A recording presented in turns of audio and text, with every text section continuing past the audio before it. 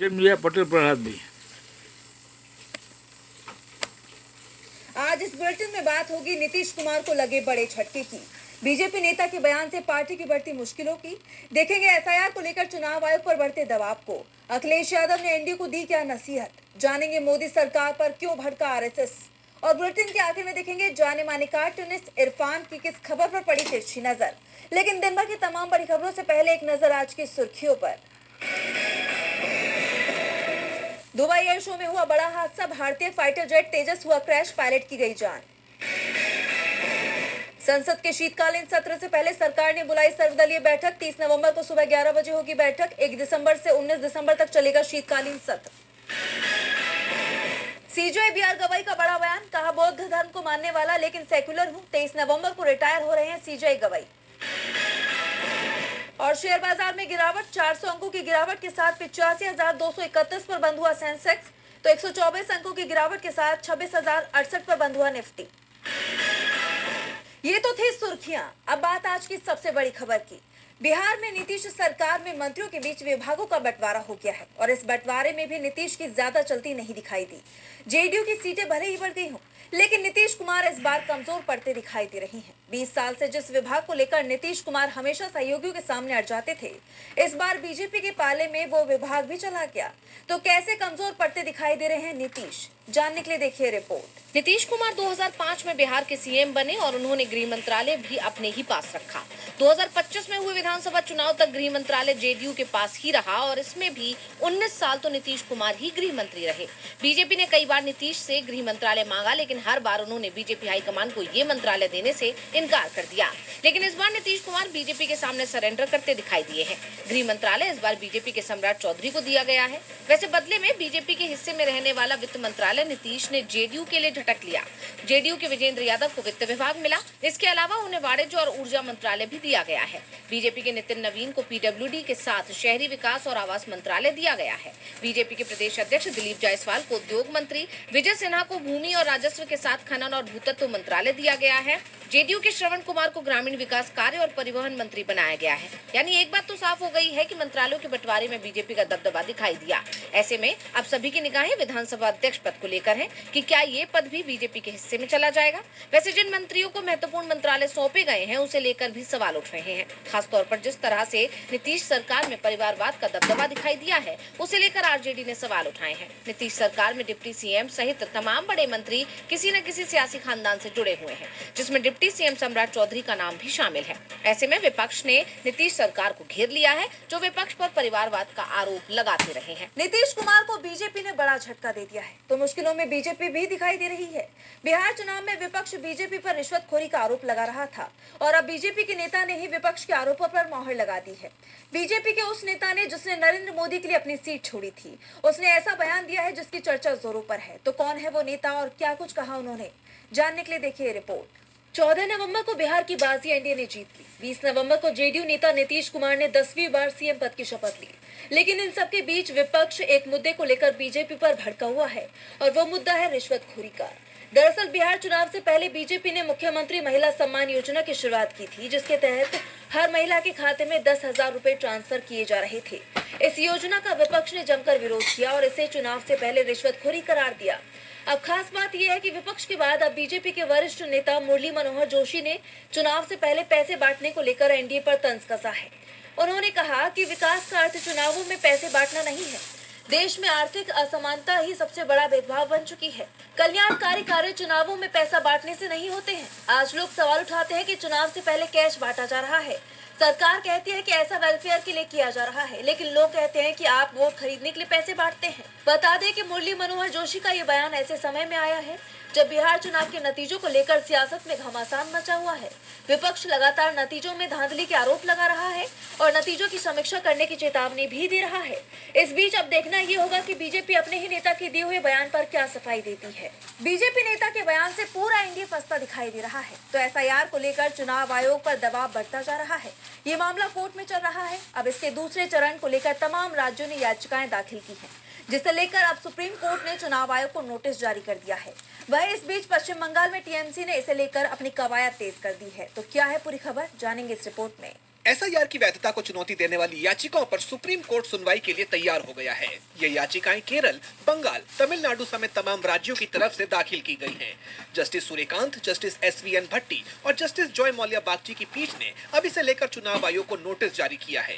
पीठ ने केरल में एसआईआर को चुनौती देने वाली याचिकाओं को 26 नवंबर के लिए तत्काल सूचीबद्ध करने का निर्देश दिया, क्योंकि वहां स्थानीय निकाय चुनाव करीब हैं। याचिकाकर्ता की तरफ से सीनियर वकील कपिल सिब्बल ने इस पर जोर दिया। वहीं दूसरे राज्यों की याचिकाओं पर दिसंबर के पहले या दूसरे हफ्ते में सुनवाई होगी।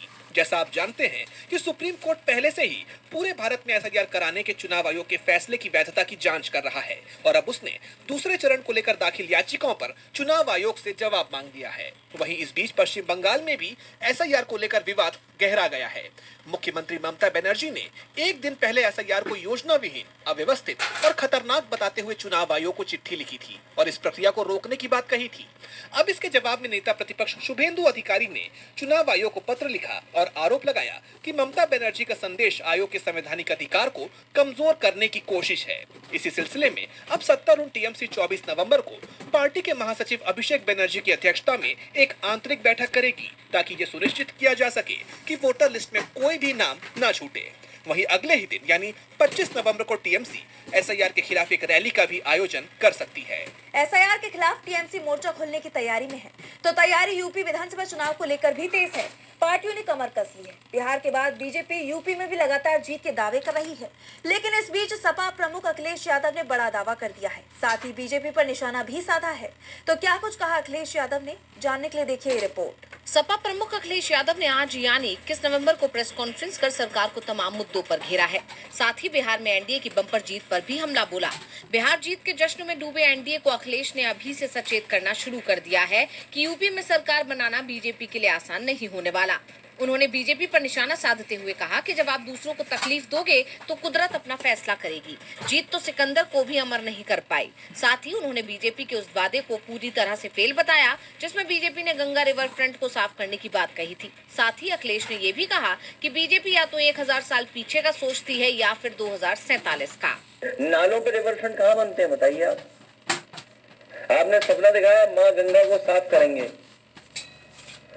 बीजेपी के लोग 1000 साल पहले सोचते हैं पीछे का या और आगे का सोचते हैं 2047। उनका जुबानी हमला यही नहीं रुका। उन्होंने सड़क चौड़ीकरण जैसे स्थानीय मुद्दों पर सरकार को घेरते हुए बीजेपी को नकारात्मक और छोटी सोच का बताया है। सबसे बड़ी बात तो यह है कि भाजपाई जो नेगेटिव है, नकारात्मक है, संकीर्ण सोच है, वो कैसे चौड़ीकरण की बात कर रहे हैं। चौड़ीकरण भाजपा की संकीर्ण सियासत की साजिश है। ये साजिश कर रही है। ये चौड़ीकरण जो कर रही है भाजपा की संकीर्ण सियासत की साजिश है। इसके साथ ही उन्होंने बीजेपी पर डिवाइड एंड रूल का रास्ता अपनाने के आरोप भी लगाए। उन्होंने बीजेपी पर निशाना साधते हुए साफ कहा है कि बीजेपी अपने पॉलिटिकल प्रोजेक्ट्स को पूरा करने के लिए डिवाइड एंड रूल यानी फूट डालो और राजनीति करो का रास्ता अपनाकर समाज में नफरत फैलाती है। करीब आधे घंटे की इस प्रेस कॉन्फ्रेंस में अखिलेश यादव ने बीजेपी को स्थानीय मुद्दों से लेकर राष्ट्रीय मुद्दों पर जमकर घेरा। वहीं ये भी माना जा रहा है कि अखिलेश के इन हमलों का असर यूपी की राजनीति में बड़ा उलटफेर कर सकते हैं, क्योंकि सपा प्रमुख जमकर बीजेपी के खिलाफ मोर्चा खोल रहे हैं, जिससे बीजेपी सख्ते में आ सकती है। अखिलेश यादव ने बीजेपी को जमकर घेरा है, तो मोहन भागवत के बयान से भी मोदी सरकार घिर गई है। मणिपुर में हिंसा भड़कने के बाद पहली बार आरएसएस प्रमुख मोहन भागवत दौरे पर पहुंचे। इस दौरान वो मोदी सरकार पर भड़क उठे। उन्होंने मोदी सरकार को नसीहत तक दे दी। तो क्या कुछ कहा आरएसएस प्रमुख ने, जानेंगे इस रिपोर्ट में। मणिपुर में 2023 में भड़की जातीय हिंसा के बाद अब हालात सामान्य होते दिखाई दे रही हैं। ऐसे में आरएसएस प्रमुख मोहन भागवत मणिपुर पहुंचे हैं और उनका ये हिंसा के बाद पहला मणिपुर दौरा है। इस दौरान मोहन भागवत ने कुछ ऐसा कह दिया जो मोदी सरकार के लिए निशाने के तौर पर देखा जा रहा है।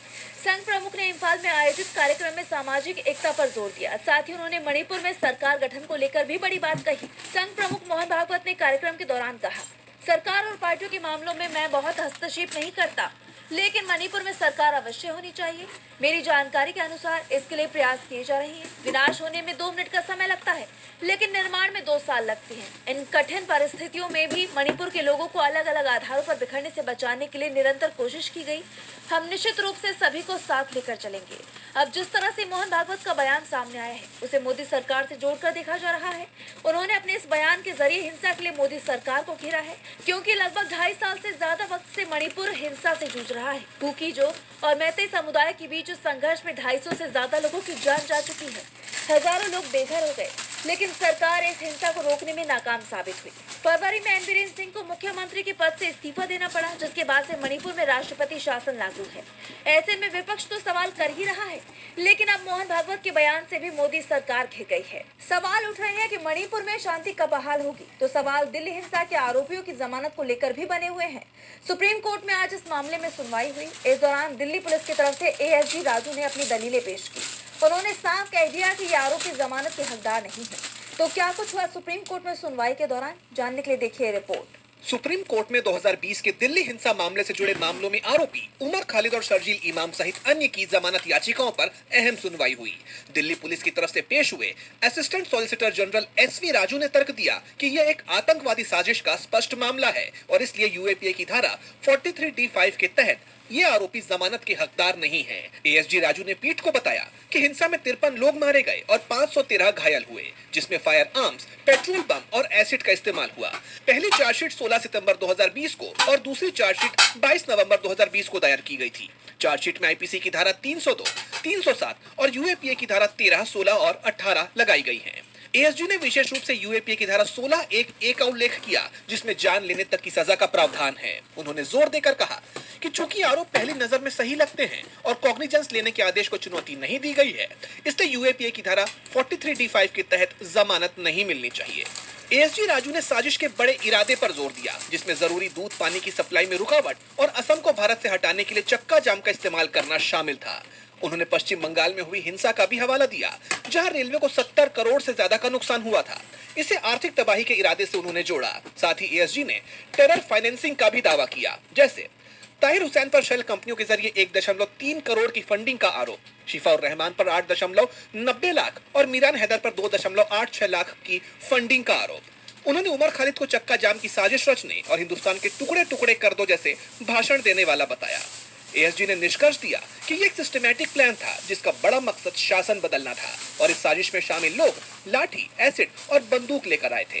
कोर्ट ने आगे कहा कि सुनवाई 24 नवंबर को लंच के बाद जारी रहेगी। दिल्ली हिंसा मामला लगातार सुर्खियों में बना हुआ है, तो चर्चा द नेहरू आर्काइव को लेकर भी हो रही है। देश के पहले प्रधानमंत्री जवाहरलाल नेहरू की नीतियों को छात्रों, युवाओं तक पहुंचाने के लिए कांग्रेस ने बड़ा कदम उठाया है। पार्टी ने नेहरू के कामों की ऑनलाइन लाइब्रेरी को लाइव कर दिया है, जिसमें पूर्व पीएम के बचपन से लेकर आजादी के बाद तक की कुछ तस्वीरें भी हैं, जिस पर कांग्रेस सांसद राहुल गांधी का बयान आया है। तो क्या कुछ कहा राहुल गांधी ने, जानेंगे इस रिपोर्ट में। देश को आजादी दिलाने में अहम भूमिका रखने वाले और पहले प्रधानमंत्री पंडित जवाहरलाल नेहरू के विचारों और नीतियों को सभी तक पहुंचाने के लिए कांग्रेस ने बड़ा फैसला किया है। जवाहरलाल नेहरू मेमोरियल फंड ने नेहरू आर्काइव.in नामक एक वेबसाइट लॉन्च की है, जिसके जरिए नेहरू के चुनिंदा बौद्धिक कामों के बारे में जान सकते हैं। नेहरू आर्काइव लाइव में उनके बचपन से लेकर आजादी के बाद तक की कई फोटो भी हैं। इस संग्रह में 75,000 पृष्ठ और 3,000 फोटो शामिल हैं। दूसरे चरण में नेहरू के पत्रों को भी शामिल किया जाएगा। संग्रह में 35,000 दस्तावेज, फोटो, ऑडियो, वीडियो, नेहरू की किताबें हैं। इसमें नेहरू की कृतियों का 100 वॉल्यूम का पूरा सेट शामिल है, जिन्हें डिजिटाइज किया गया है और इन्हें फ्री में डाउनलोड किया जा सकता है। ये वेबसाइट मोबाइल फोन फ्रेंडली है। इस पर कांग्रेस सांसद राहुल गांधी की प्रतिक्रिया आई है। राहुल ने इस वेबसाइट का फोटो शेयर करते हुए एक्स पर पोस्ट किया कि नेहरू का लेखन सिर्फ इतिहास नहीं, बल्कि भारत की विकसित होती अंतरात्मा का अभिलेख है। हमारे देश की लोकतांत्रिक यात्रा, उसका साहस, उसके संदेहों, उसके सपनों को समझने की चाह रखने वाले किसी भी व्यक्ति के लिए उनके शब्द एक शक्तिशाली दिशा सूचक हैं। राहुल ने आगे कहा कि मुझे खुशी है कि ये विरासत अब सभी के लिए खुली, खोज योग्य और मुफ्त है। इसका विस्तार होता रहेगा। और बुलेटिन के आखिर में देखेंगे जाने माने कार्टूनिस्ट इरफान की किस खबर पर पड़ी तिरछी नजर।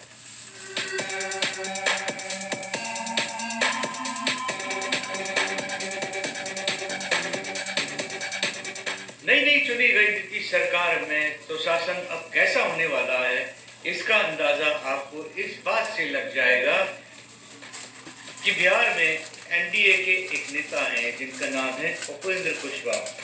उनके बेटे को, जो राजनीति की एबीसीडी भी नहीं जानता है, उसको नीतीश सरकार के मंत्रिमंडल में मंत्री बना लिया गया। उसने चुनाव भी नहीं लड़ा है। उसकी खासियत क्या है?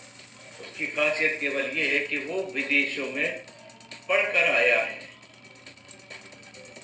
अब आप अंदाजा लगा सकते हैं कि आने वाले जो दिन है उसमें किस तरह के लोग काम करेंगे और किस तरह की सरकार काम करेगी।